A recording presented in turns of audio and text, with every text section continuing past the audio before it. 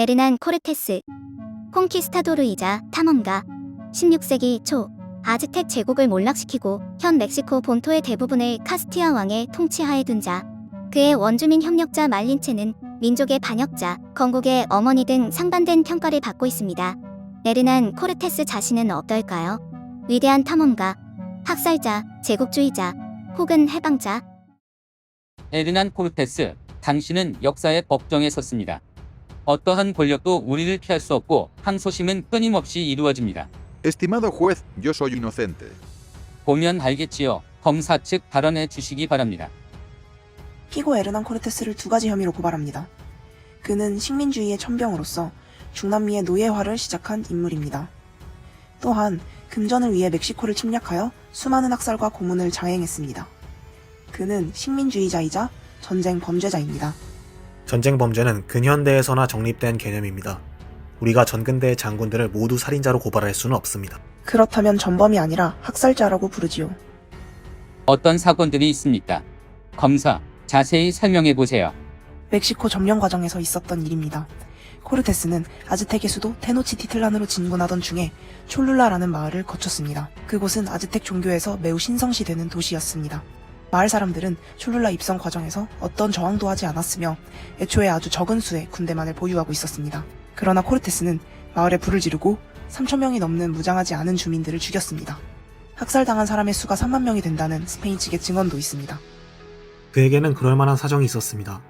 도시에 진입할 때 저항이 없었던 건 사실입니다. 하지만 도시의 지도자는 스페인군을 만나려 하지 않았고 3일째 되는 날에는 물과 음식의 제공도 중단했습니다. 여러 흉흉한 소문도 돌았습니다. 동맹군은 도시를 둘러싸는 요새가 건설되고 있다고 제보했고요. 통역사 말린체 또한 심야에 벌어질 기습에 대해 경고했습니다. 적진의 한복판에서 배신의 위험에 노출된 고립된 군대.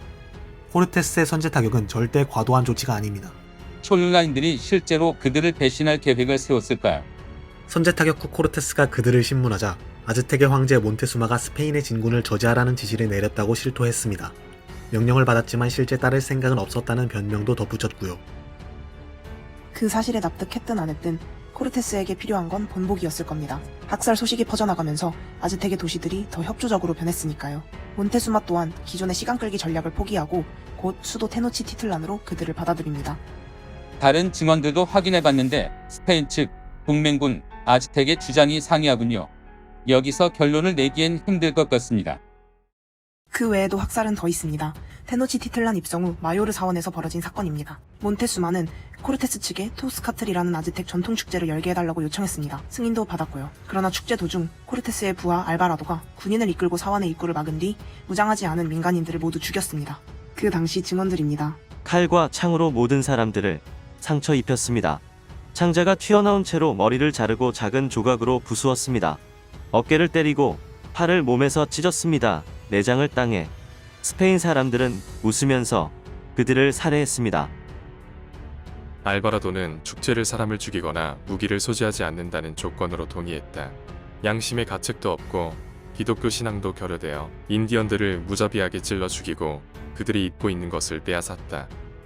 중요한 사실을 하나 빠뜨리셨는데 코르테스는 그 사건에 전혀 관여하지 않았습니다.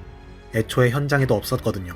당시 그는 허가받지 않은 정복을 처벌하기 위해 온 스페인인들과 싸우고 있었습니다. 남미 원주민뿐만 아니라 같은 나라 사람들과도 싸웠군요.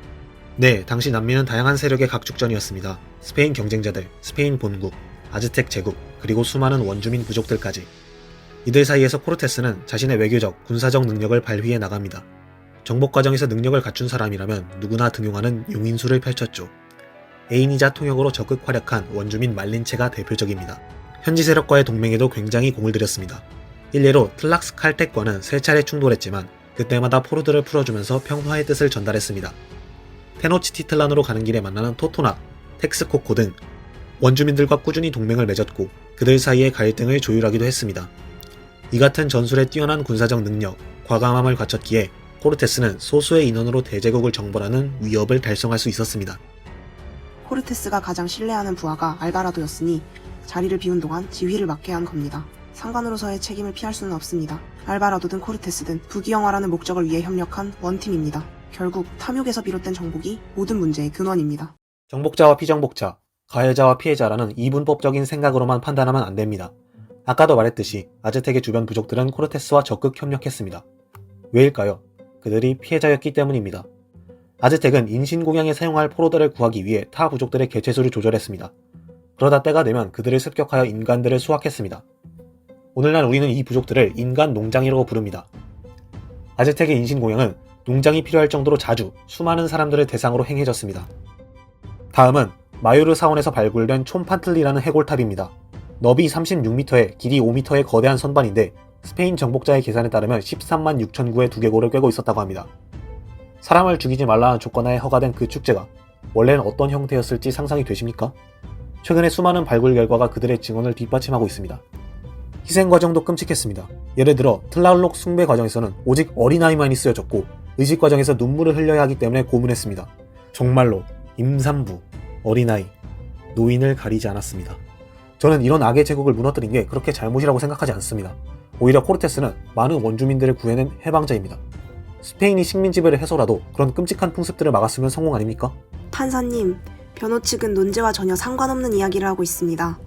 그리고 선악을 이분법적으로 보는 게 도대체 어느 쪽입니까? 코르테스를 거의 성자로. 변호사.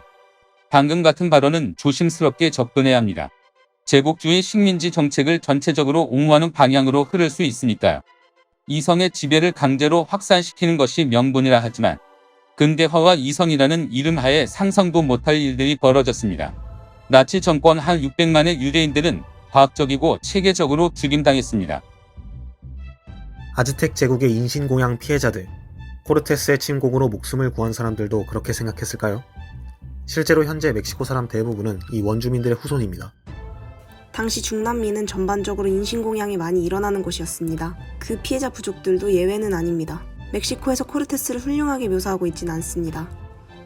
2002년의 멕시코 교과서를 보면 코르테스는 탐욕스럽고 포로를 고문하는 인물로 그려집니다. 또 그에 대항하여 군을 이끈 과우테목의 영웅적 기상을 강조하고요. 과우테목의 지도하에 테너치티틀라는 영웅적으로 저항하였다. 여러 번에 걸친 도시 탈환이 수포로 돌아간 후 코르테스는 도시를 폐허로 만들기로 결심하였다. 모든 집들이 적의 수중에 들어가 부서졌다. 병사들은 그들의 전리품의 몫을 달라고 하였다. 금을 대가로 받기를 원하였다. 그리고 이로 인해 과우테목에게 부질없는 고문이 가해졌다. 이는 우주적 인종이라는 개념과 깊은 관련이 있습니다. 유럽 인종과 원주민의 혼혈인 메스티소야말로 멕시코인이며 세계에서 가장 우수한 인종이라는 다원주의적 담론입니다. 멕시코 혁명 이후 형성된 이 사상은 멕시코 민족을 통합하는 데에 기여했고 찬란했던 아메리카 원주민 문화에서 그들의 정체성을 찾으려는 동기로 작용했습니다. 재판을 끝마칠 시간이 다 되었군요. 원래 코르테스는 서양권에서 기독교 영역을 넓힌 위대한 개척자이자 모험가로 평가되었습니다. 다분히 서양 중심적입니다. 또 멕시코의 국가의식이 발달되면서 코르테스는 학살자, 제국주의자가 되었습니다. 그들이 유럽에 대해 갖는 동경과 증오, 양가적 감정이 코르테스에게 반영되었습니다. 저는 이 모든 것이 변증법적 징보의 과정이 아닌가 생각합니다. 배심원 여러분들은 어떻게 생각하시나요? 다음 재판에서 뵙겠습니다.